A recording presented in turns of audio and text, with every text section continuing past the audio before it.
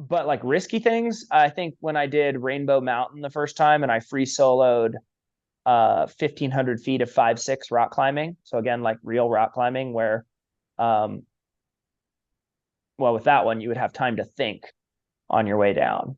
1,500 feet is a long ways. Um, so that one's definitely one of the bigger risks, but that was like a route that like had me.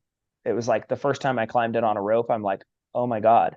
It was like the brick out of the other thing. It's like, I think I could solo this with like the right training and the right practice and the right preparation and the right day.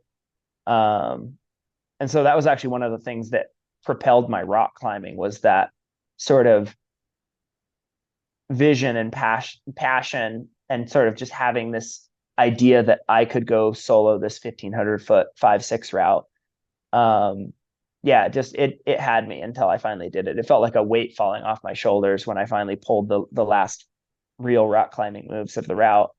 What's Jason? What's the allure of that? What's the allure of free soloing something that's to most uneducated people like myself would say that's you're crazy. That's too um, dangerous. it could be that I'm crazy, or for me, there's, and this is going to sound just like what Alex Honnold says, there's a sense of mastery to it, a sense of being so rehearsed and in tune and prepared and fit and knowing your skills so well that you just flow through it and are just so connected to the experience. And right, that's probably the allure to it. I'm an ADHD mindset, so my mind is normally all over the place. And when I'm up there in like that serious of a situation and I'm in the flow state and just like locked in, it's dead quiet. It's a sanctuary. It's just feeling the grain of the rock, feeling the tension through every muscle, feeling the breeze on the skin, like knowing the exact like reach length to make that next move, like it's a choreographed dance or something, Mm. and flowing along with such high consequences, but with so much precision that that's probably the draw of it. It's just the magic of moving through difficult spaces well. And that was a 1,500 foot climb. Yeah, it was a 1,500 foot route. What's El Capitan? Um, El Cap is like 3,000. Okay. So is that the guy who you were talking? I know that there was the guy that free soloed that thing. Yeah, that would be Alex Honnold. Yeah. It just seems just again, I don't do that kind of thing. So no nerves. Just when you're in it, you're just in it. You're locked in. You're dialed in. Yeah, when everything's going right, yeah, it's like very flowy, very quiet, very controlled, very calculated. Um, when stuff goes a little sideways, then yeah, the alarm bells can ring pretty loud pretty quick. Because obviously you know that you're at risk. Um, Did something happen on that climb where it was you maybe one thing was just kind of, oh, I can't find the next. Actually, I think I've told this once before. I had something super interesting happen. There was this in rock climbing, if there's a really inexperienced crew above you on a climb and they're causing a lot of ruckus and falling a lot, the term that climbers would use to describe them is gumbies. They're just kind of like bouncing around on the wall. Anyways, I come up and like literally the most Gumby climbers, they're like falling and all this stuff. I'm like, I don't want to solo past them on the route because if they mess up, I die. And so I look over at this alt route that I had not rehearsed, and this is like breaking my own rules. Like I have pretty strict rules for like what I do and don't do when I'm soloing, and soloing a route that I haven't previously climbed is one of those hard and fast rules. Like I climb it on a rope first. Um, but I see this bypass and it looks pretty easy and it allows me to like go around and then rejoin the route above this team. And I'm like, this seems like the safer option than trying to climb through. So I just make this decision without even saying a word to them because they're like conversating back and forth about whatever issue they're trying to solve for themselves. Um, and I start up this route, and it gets significantly harder than the route I've rehearsed fairly quickly. I'm starting to make much more reachy, extended moves. The holds are getting smaller and fewer and further between. And there are a few crack climbing moves involved now that weren't involved with the normal route. And I'm not a crack climber. I'm more of a face climber at this point, much more so. And so I'm hanging there, toes and fingertips. And I'm like looking up at the sequence ahead of me, a set of these like off angle, like, okay, foot there, hand there. No, I wouldn't be able to reach that next. Okay, what about foot there, match there, other foot up, hand there. Yeah, okay, then I would be able to reach that one. All right, then foot comes back down there, back up. Okay, then I should be able to, yeah, I would be able to reach that one.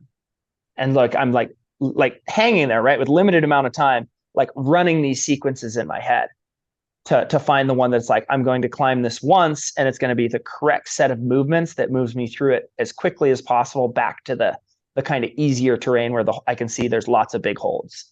But there's this final like thin push.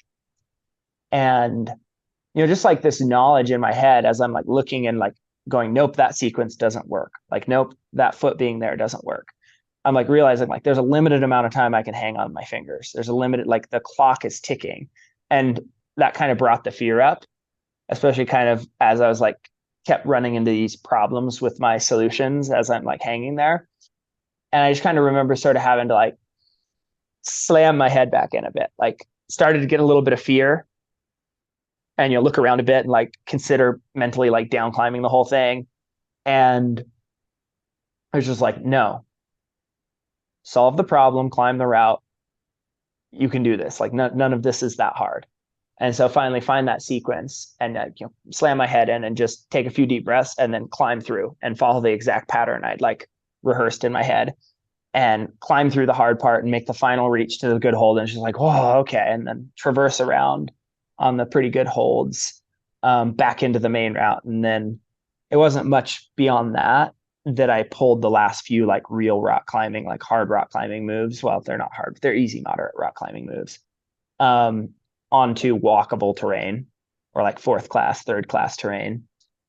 And I just remember like pausing, like feeling that sense of relief when I like knew every move ahead would just get easier, and stopping for a second and just purposely like looking down over my own heels as I hung there, and just and that was the moment I felt that like weight, because I looked back down across the route and I know I'd done the thing I wanted to do there.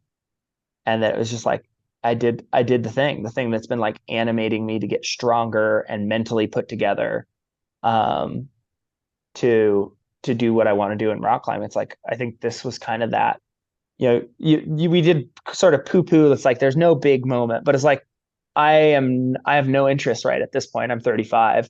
I have no interest in soloing anything longer or harder than that solo. So in essence, like that was me hitting that sort of single domain pinnacle of what I cared to do within that specific part of the sport I pursue. Sure. And yeah, I'm glad I stopped and looked over my shoulder. Like that moment is sort of indelibly burned into my memory. Yeah. It's interesting. First of all, to hear you tell that story terrifies the crap out of me. Like if I'm listening to this and I'm just like in my car and I'm driving around and I'm just listening to you talk, I would have said audibly, get the hell out of here. I would have just yelled and I'd scream, shut the, I can't listen to this. I had a hard time listening to that. That's I should have gone into more detail about like the jackhammering, calf muscle and like the sweat on the fingertips as you get a little nervous. Yeah. Well, but here's the thing though. I can see the subtle similarities between the story you just said, and then the story I shared earlier of I go to grab my swim buoy and it's not there. I go under and there's this brief moment of panic. And then in an instant, just get your swim buoy, just kick. just take deep breaths. You got plenty of runway. You've done things like this. Just do it. You're good. Forget the fact that your arms are like needles of pain from the freezing cold water. Just forget all that. Just kick. You're good. And it's just like you're saying, your training takes over. A mentor of mine long time ago told me we never really rise to the occasion. We fall to the level of our training. And that's what happened with you. You kind of fell to your training. This is what you've done. This is what I do. It's what I know. I'm only giving you a hard, not really giving you a hard time, but I'm only scared, nervous because I don't do those things. I've never done that. And it just seems to me like it's insane, which I'm sure other people think things I do are insane. So it's just a That's part of it. fair. That's fair. At some point, somebody has to actually be insane, though. So the buck's going to stop somewhere, but I guess it cleared you and I.